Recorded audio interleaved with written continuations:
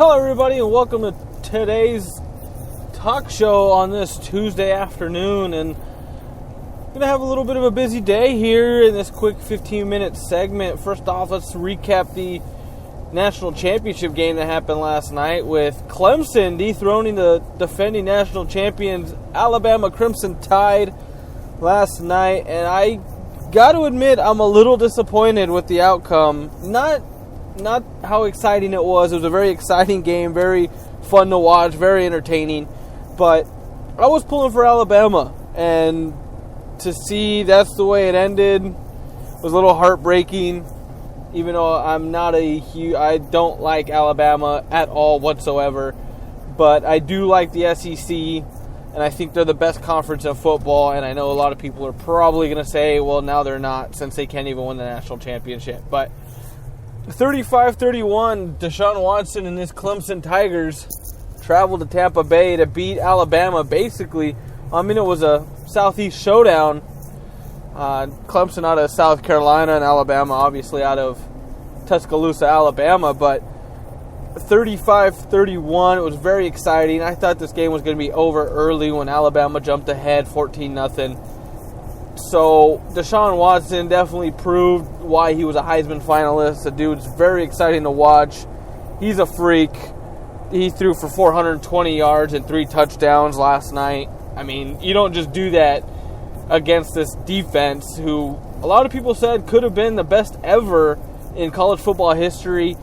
And even with the 35-point explosion their defense led up, I still think they're one of the better defenses ever because of what they do. Yes, they were very undersized out wide. Mike Evans had a huge couple of catches, but when you're going against a 6'5" former basketball player who knows how to control his body up in the air, knows how to position and go for the high point of the ball, similar to getting a rebound, I mean, those small DBs aren't going to fare too well against a guy who knows what he's doing up there in his own element.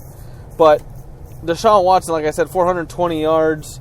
Bo Scarborough broke his leg, I believe. I saw the report on it. He broke his leg last night in the third or early fourth quarter. That's why he wasn't in the game late, and I think was the biggest problem with Alabama losing this game. Bo Scarborough ran for 93 yards on 16 carries and 2 touchdowns. So he definitely had his own good game. Unfortunately, he broke his leg. But I think if he's in there, it's a totally different game because he had some success running the football. And he definitely would have gotten more than 2 or 3 yards instead of Damian Harris did on that final Alabama possession where they couldn't go down and score and they had to go punt it away. But also, or the second to last possession, Jalen Hurts surprised me last night. I mean, besides his numbers, 13 of 31 for 131 yards and a touchdown. I didn't like how many times he overthrew receivers, but he was being safe. You know, a lot of the time you hear quarterback coaches say, if you're going to miss to where no one can catch it. And unfortunately, he did that too often last night. I do remember a play late in the game. It might have been that last possession or Alabama's second to last possession of the game. He had a receiver 5 yards past his DB, and he overthrew the receiver by about 8 yards. I mean, yes, you want to miss. If you're going to miss long in that situation, but you can't miss by 8 yards because that's not even giving your team a chance to, run under it and at least make a catch or anything like that. But anyway, Dabo Swanson did a great job, or Dabo Sweeney, the head coach for Clemson. Definitely a guy who deserves it. He is a great coach. He's definitely getting the best out of everyone. Shortly after the game, Deshaun Watson announced something that we already kind of assumed that he was going to forego next season and go into the draft. And unfortunately, that might be with the Cleveland Browns or San Francisco 49ers.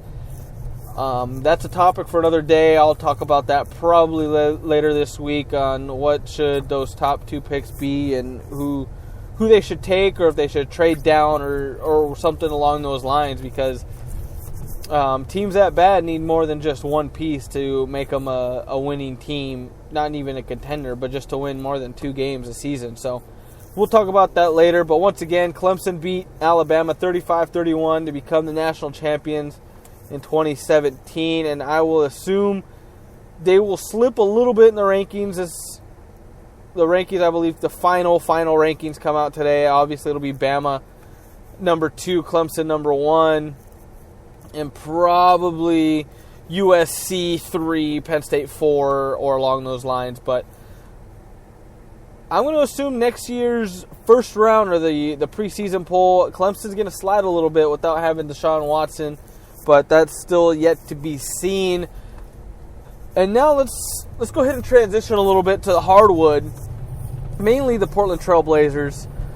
Not so much on how they're playing or anything like that, but there's been a rumor, and it might be a rumor of a rumor. No one knows how concrete this possible trade with the Philadelphia 76ers is. It might just be a complete, bogus story that somebody put on ESPN Trade Center on the ESPN.com website and saw that it would work. And now they're saying it could be possible, but this is what is the proposed trade, rumor or not. It was the Blazers give up CJ McCollum and send him to the 76ers. And in return, you get Nerlens Noel, who is a piece the Blazers are desperately missing, as a interior defender who can rebound, score, block shots, rebound. I mean, that guy's a complete package, at least on the defensive end. His offense is still coming up a little bit. It's still a little behind for a guy his size and his age, but he's only 20. So you get Nerlens Noel, and not only do you get Noel, you somehow manage to pull away the 76ers first-round draft pick this year and in 2019. I don't know if the 76ers are dumb enough to give up that high, potentially high of a draft pick, because I would assume it would be unprotected, meaning no matter what happens, the Blazers would get it. But I have a hard time believing the 76ers would give up a possible top 3 draft pick to one of the best nucleuses around in the game with Damian Lillard and Mason Plumlee and those guys. But, I mean, you're going to add potentially Markelle Fultz out of Washington, who's a 6'5" guard forward who's averaging 23 points a game right now out of Washington. And you potentially add him with Damian Lillard, and that's a scary combo. Because then you find the guy that Damian can hand the keys over in 7 years when Lillard thinks about retirement. And then you also get the 2019 draft pick, which you just got. And so you're just stocking up draft picks in the first round. But wait, there's more. You're also going to get a slew of second-round draft picks out of the 76ers. And as a Blazer GM, I pull the trigger if this is on the table. Absolutely, 100%. Don't think twice. Pull the trigger. CJ McCollum is a great offensive threat and secondary piece of Damian Lillard. But unless you haven't been watching these games with the Blazers, they're not too good on the defensive end. And CJ McCollum and Damian Lillard are average defenders at best. So trading a really, really, really good offensive player like CJ McCollum for Nerlens Noel, who not only could average 15 points in the Blazer system and probably 15 rebounds, because the dude's an animal on the glass, offensively and defensively. Not only does that release a little bit of pressure out of Plumlee, but then you get a 20-year-old kid who you can control for many years, and you give him Damian Lillard to put under his wing and show him the ropes and get his troubled off-court issues away from him. And maybe it's just being in Philadelphia. And Portland and Philly are very different in the atmosphere of things on and off the court. So you take Nerlens Noel and you team him up with Lillard, who is the face of a franchise, the face of the city, if you really think about it. If you say the Portland Trail Blazers or even Portland, Oregon, you think Damian Lillard for the most part. And you let a 20, 21-year-old kid enjoy being 21 in Portland. He's not going to get in a whole bunch of off-court drama because Portland's a big city, but it doesn't have the same enticements as Philadelphia or another super big city like a Los Angeles, New York, or Chicago, or Miami. So you give him some freedom and you let him grow as a man in Portland, and that could be huge. That could really improve his game because he's going to have a better off-the-court life. And I'm not saying he's got a bad life off the court in Philly, but, I mean, there has been a few altercations throughout his few years in Philly off the court, and you think maybe it's time to just pull him away from that and let him start fresh. You know, a little change of scenery, trade kind of thing. But like I said, if I'm the Blazers, I pull the trigger. Yes, it's going to hurt your offense, but your defense gets substantially better. And that's something the Blazers need to do if they want to even compete for an 8 seed. Because right now they're going to need to play at like a 56-win pace to make the playoffs. And that simply just isn't going to happen the way this team is built at the moment. But then you think, you pull the trade off and you lose CJ, your second best scoring option.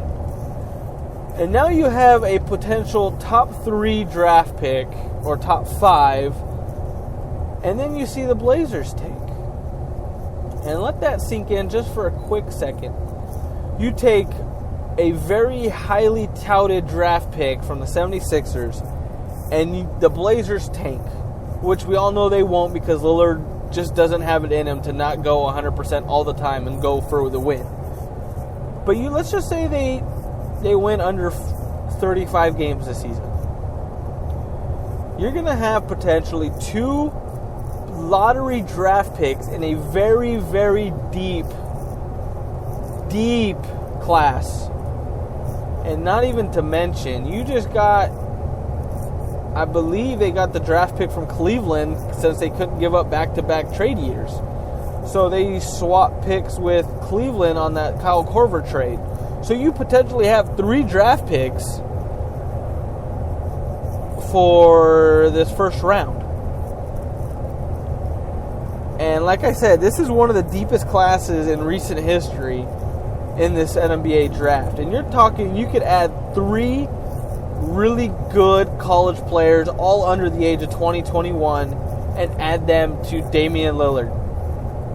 Absolutely, hands down, without a doubt, pull the trigger if I'm the GM of the Portland Trail Blazers.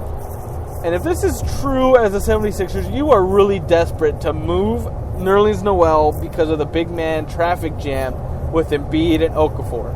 And now Ersan Ilyasova, who's not a big, but he's a stretch 4. And then you get a really good perimeter guy that can take some pressure off of Ben Simmons, the number 1 pick from a year ago. So I can kind of see why they would do it. I don't know if I'd give up that many trade picks for CJ McCollum. He's never been an all-star. He's never been the face of a team. He's a really good player, yes. I'm not trying to take that away from CJ because he's an absolute monster who can score at will. And we saw that on those 5 games where the Blazers were without Damian Lillard. But really, really think about how much do you think CJ McCollum is worth? Do you think he's worth 4 or 5 draft picks and a player? I don't think so. I don't think he's worth that much. Not only, you're telling me he's going to be worth 5 picks in the first round? Because Nerlens Noel was a top 5 pick. Then you add this year's top 5 pick that they're most likely going to have. For CJ McCollum, I don't know. Maybe for Lillard, since he's established and he's an all-star and he's an absolute MVP type candidate. I don't think McCollum is yet, but that's some food for thought. I'd pull the trigger if I'm Portland. Hopefully that's something on the Blazers' radar. But anyway, that's enough all the time we have today. Thank you guys for listening. Follow me on Twitter at TJ's Talk Show. and I'll talk to you tomorrow.